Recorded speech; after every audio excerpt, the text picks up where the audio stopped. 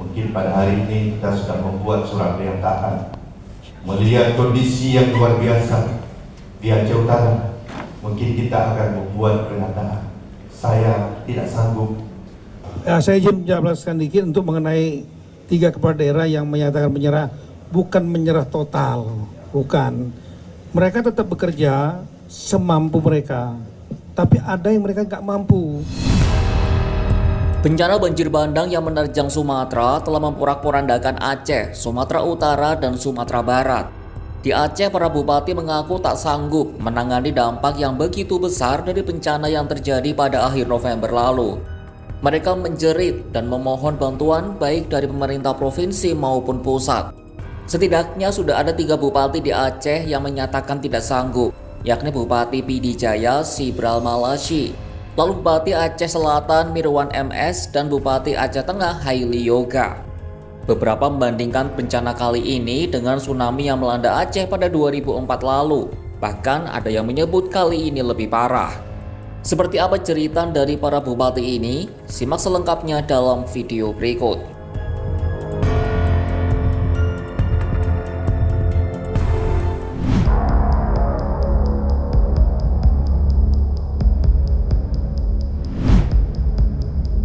Sambil sesekali menyeka air matanya, Bupati Aceh Utara Provinsi Aceh Ismail Ajalil meminta pemerintah pusat agar membantu mengatasi banjir di daerahnya itu. Ismail bahkan secara terbuka menyatakan tidak sanggup mengatasi banjir sendirian. Bahkan dirinya mendatangani surat ketidaksanggupan itu. Mungkin pada hari ini kita sudah membuat surat pernyataan. Melihat kondisi yang luar biasa di Aceh Utara, mungkin kita akan membuat pernyataan.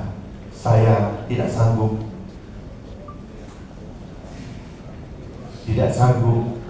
korban luar biasa. Ismail Jalil mengungkapkan belum ada pihak selain Basarnas yang hadir ke Aceh Utara.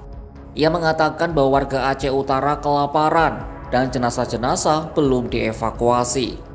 Sosok Bupati Aceh Utara itu menambahkan dana darurat yang bisa digunakan sangat minim.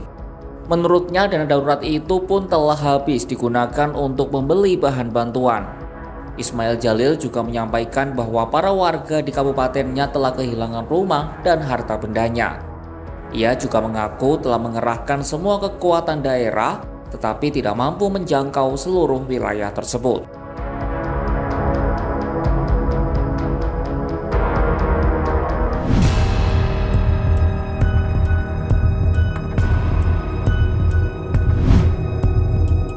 Bupati Aceh Timur Iskandar Usman Al-Farlaki meluapkan kemarahannya saat memimpin apel bersama ASNDI di Aceh Timur Selasa 2 Desember 2025. Dalam pidatonya, ia marah karena pada 3 hari pertama banjir tidak ada satupun anggota Satpol PP yang membawa truk ke posko induk di ID. Baru pada hari keempat dan kelima, Satpol PP terlihat di posko bantuan bencana. Padahal menurut Iskandar, kendaraan itu sangat dibutuhkan untuk penyaluran bantuan. Iskandar mengaku kesulitan menghubungi kepala Satpol PP karena jaringan telekomunikasi bermasalah. Ia juga mengaku sangat kecewa karena tidak ada inisiatif dari Satpol PP. Kepada Satpol PP, ini saya sedikit kecewa. Ketika armada truk Satpol PP saya butuhkan untuk bergerak agar bergabung dengan tim ke lapangan. Ketika saya tidak bisa menghubungi ampun, tidak ada satupun sopir Satpol PP yang membawa truk yang tinggal di ID datang ke saya, menemui saya menyerahkan kunci.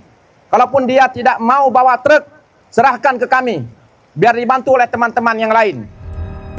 Iskandar memerintahkan semua camat untuk turun langsung ke wilayah dilanda banjir. Hal itu untuk memastikan warga yang terdampak banjir mendapatkan bantuan. Sebelumnya Iskandar mengungkap kalau warganya sudah tidak makan selama 2 hari. Ia menambahkan bahwa bantuan 200 ton beras dari Bulog belum tiba di Kabupaten Aceh Timur. Sementara banjir di sejumlah titik belum bisa dijangkau oleh tim gabungan. Longsor di Kecamatan Peunaron Lokop juga belum bisa diakses. Hal itu mengakibatkan kelaparan yang melanda pengungsi di area perbukitan.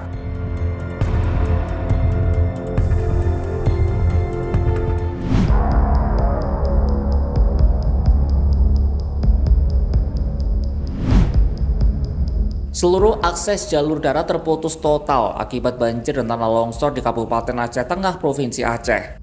Bencana yang melanda Aceh ini terjadi pada Kamis 27 November 2025. Terputusnya akses ini membuat penanganan darurat semakin sulit dan pemerintah daerah kewalahan. Bupati Aceh Tengah Halili Yoga menyatakan bahwa tanah longsor menutup seluruh akses jalan. Mobilitas warga, distribusi logistik, hingga proses evakuasi korban juga terhambat. Halili mengungkap akses menuju Kabupaten Bireun tertutup longsor di Jamrujung. Sementara itu, akses ke Kabupaten Aceh Utara terputus di area Gunung Salak. Akses menuju Gayo Luwes juga lumpuh akibat bencana tersebut. Jalur yang dilalui menuju Kabupaten Nagan Raya tertutup di daerah Payakolak. Tak hanya itu, jalur ke Aceh Barat dan Kabupaten Pidi juga terdampak.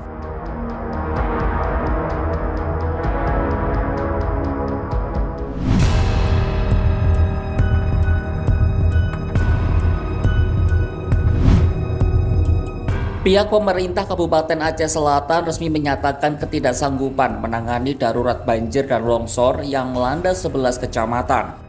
Pernyataan itu tertuang dalam surat per nomor 360/1315/2025 yang ditangani Bupati Mirwan MS.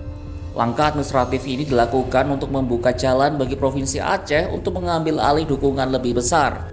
Langkah itu juga dalam rangka untuk mendorong percepatan penanganan bencana oleh pemerintah provinsi atau Pemprov Aceh. Pelaksana tugas atau PLT Sekretaris Daerah Aceh Selatan Diva Samudra Putra menegaskan, terbitnya surat ketidaksanggupan bukanlah bentuk menyerah atau ketidakmampuan daerah. Dalam dokumen tersebut, Pemkab Aceh Selatan memaparkan setidaknya 10 dampak besar dari bencana, mulai dari akses transportasi yang lumpuh, kerusakan jalan dan jembatan, gangguan layanan publik, hingga terhentinya aktivitas ekonomi.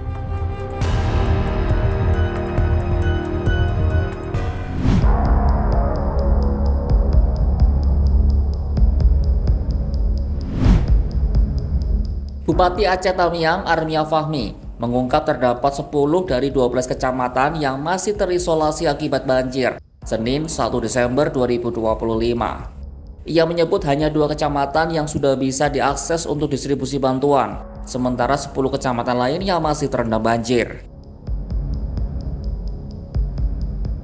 Bantuan yang telah disalurkan baru sampai ke 2 kecamatan, yaitu Kuala Simpang, Karangbaru, dan sebagian kecamatan Rantau. Sementara itu 10 kecamatan lainnya masih belum dapat dijangkau.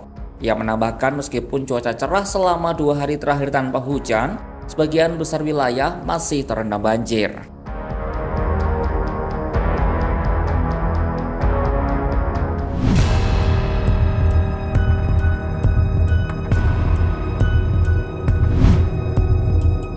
Mendagri Tito Karnavian mengaku memahami keputusan para bupati yang menyatakan tidak mampu mengatasi banjir karena daerah mereka terisolasi. Setidaknya sudah ada 3 bupati di Aceh yang menyatakan tidak sanggup, yakni Bupati Pidi Jaya Sibral Malashi, lalu Bupati Aceh Selatan Mirwan MS, dan Bupati Aceh Tengah Halili Yoga. Ia mengatakan pemerintah pusat akan mengambil alih sepenuhnya pengiriman logistik ke Provinsi Aceh via udara dari Jakarta dan Medan. Dia perlu untuk dukungan satu pangan. Pangannya harus diambil dari luar menggunakan pesawat. Dia nggak punya pesawat. Maka otomatis minta bantuan kepada pemerintah provinsi atau pemerintah pusat. Tapi pusat ambil alih. Pusat yang mengambil alih. Dalam konferensi pers pada Rabu 3 Desember 2025 bersama Menko PMK, Panglima TNI, Kapolri, Setkap, dan jajaran TNI AD, TNI AL, dan TNI AU, Tito menegaskan bahwa para bupati tidak benar-benar menyerah. Saya izin menjelaskan dikit untuk mengenai 3 kepala daerah yang menyatakan menyerah.